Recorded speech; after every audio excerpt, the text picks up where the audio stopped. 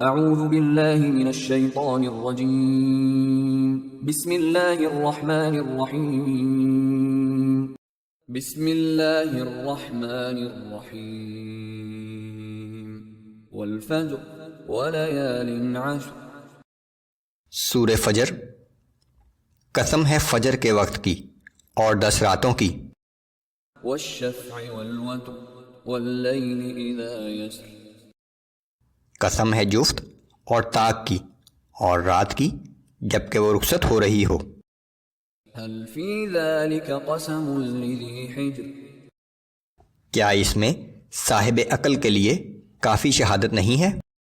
ألم تر كيف فعل ربك بعاد إرم ذات العماد۔ کیا آپ کو نہیں معلوم کہ آپ کے رب نے عاد ارم کی قوم کے ساتھ کیا سلوک کیا تھا جو ستونوں والے کہلاتے تھے؟ التي لم يخلق مثلها في البلاد۔ جو ایسے قوی اور متمدن تھے کہ دنیا میں ان سے پہلے ایسی قوم پیدا نہیں ہوئی تھی۔ وثمود الذين جابوا الصخر بالواد۔ اور قوم سمود کے ساتھ کیا سلوک کیا جو وادی قرا میں پہاڑوں کو تراش کر گھر بنایا کرتے تھے۔ وفرعون ذي الأوتاد۔ اور میخوں والے فرعون کے ساتھ کیا سلوک کیا؟ الذين طغوا في البلاد فأكثروا فيها الفساد۔ یہ وہ لوگ تھے جنہوں نے اپنے علاقے میں بڑی سرکشی اختیار کی تھی اور بہت زیادہ فساد برپا کر دیا تھا۔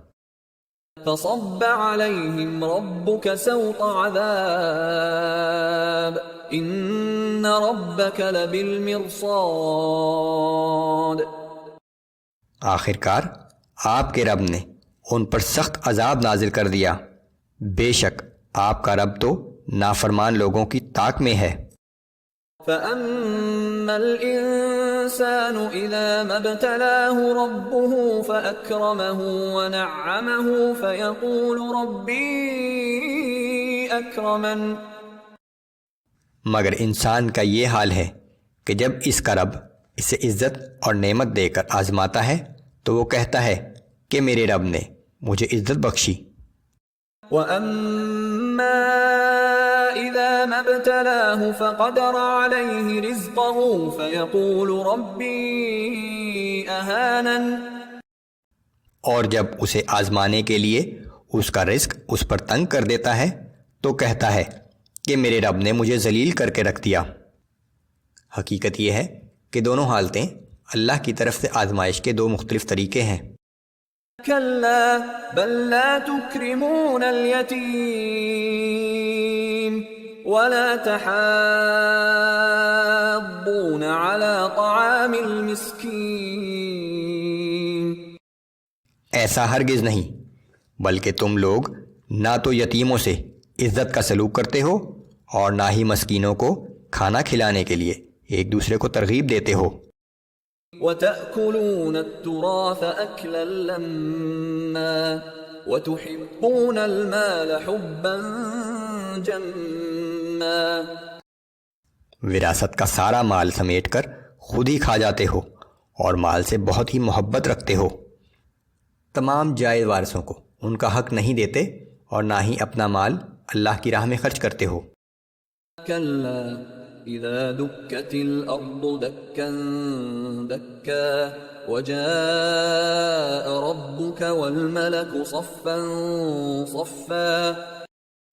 یقیناً جس دن زمین کوٹ کوٹ کر برابر اور ہموار کر دی جائے گی تو اس وقت آپ کا رب جلوہ فرما ہوگا اور فرشتے صف در صف کھڑے ہوں گے۔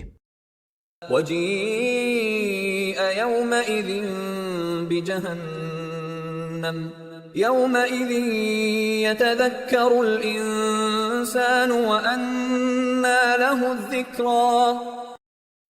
اور جہنم اس دن سامنے لائی جائے گی، اس دن انسان کو اصل حقیقت کی سمجھ آئے گی، لیکن اس وقت اس کے سمجھنے کا کیا فائدہ۔ يقول يا ليتني قدمت لحياتي. اس روز وہ کہے گا کہ کاش میں نے دنیا میں رہتے ہوئے اپنی آخرت کی زندگی کے لیے کچھ بھیجا ہوتا. فيومئذ لا يعذب عذابه أحد ولا يوثق وثاقه أحد.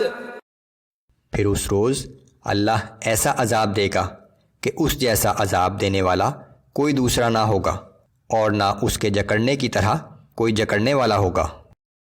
يا أيتها النفس المطمئنة ارجعي إلى ربك راضية مرضية. دوسری طرف ارشاد ہوگا کہ اے نفس مطمئن، تو اپنے رب کی طرف اس طرح چل کہ تو اس سے راضی اور وہ تجھ سے راضی.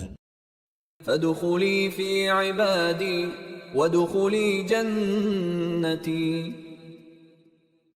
پھر تو میرے خاص بندوں میں شامل ہو کر میری جنت میں داخل ہو جا. وہ شخص جو ہر حال میں اپنے رب سے مطمئن رہا، ہر مصیبت پر صبر کرتا رہا اور ہر نعمت پر شکر ادا کرتا رہا.